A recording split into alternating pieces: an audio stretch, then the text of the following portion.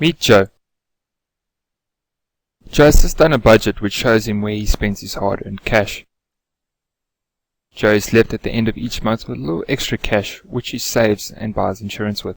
Joe needs help finding out if he's going about it the right way. Joe has heard of the concepts of wealth creation and wealth protection and wants to know more. Let's see if we can help Joe out.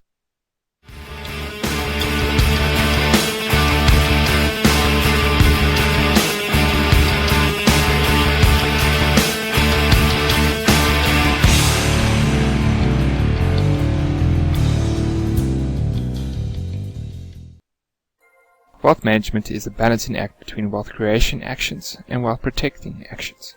Let's have a look at each aspect of wealth management in a bit more detail.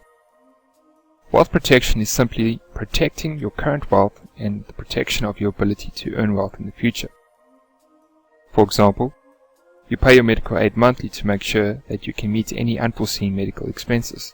You pay your short-term insurer to replace your car if it is in an accident. And you would buy life insurance on your bond to make sure that your family is not left with a debt if you died. Do you see how all of this protects the wealth you have and your ability to earn wealth in the future?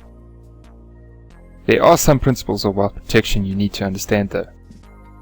None of these products you pay for are meant to make a profit. They are meant to just put you in the same place you were financially before the unfortunate event happened. That said, you have to try and minimize the amount you pay for your insurance. And you have to try and get the most out of what you're paying for.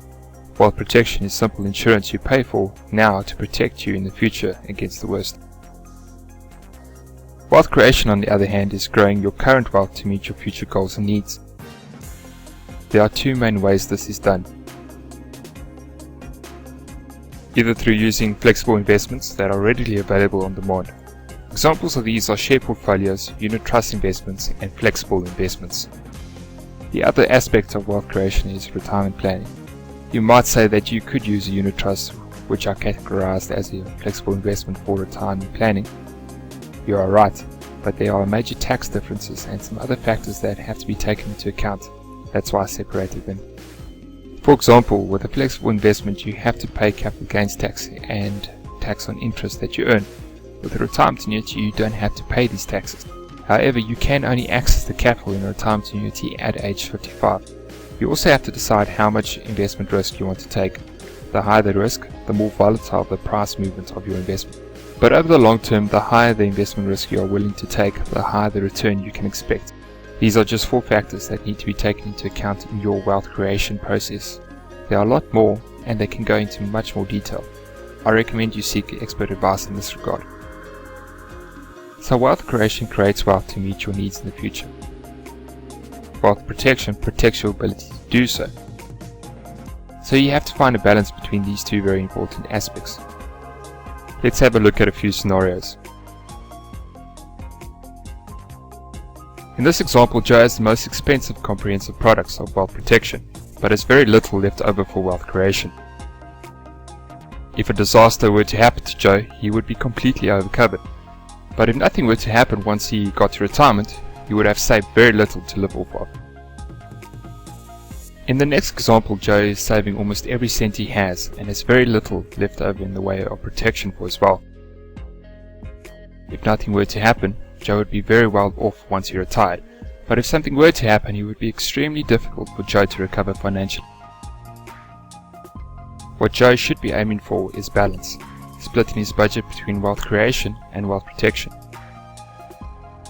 This way, Joe will not only be able to live comfortably at retirement, but would also have adequate protection from life's unfortunate events. But like Joe, you only have a limited amount of disposable income to do so. So how should Joe go about starting? The first thing he needs to do is draw up a budget. This will help him understand what he's working with and where he can cut back. Next, he needs to write down his financial goals and objectives. The importance of this is that if Joe knows what he wants and puts it down on paper, it will make it that much easier to do his financial planning. And lastly, Joe needs to contact a financial planner. It's their knowledge of all these aspects of wealth creation and wealth protection that can bring all of Joe's financial objectives together in the most professional and efficient way possible.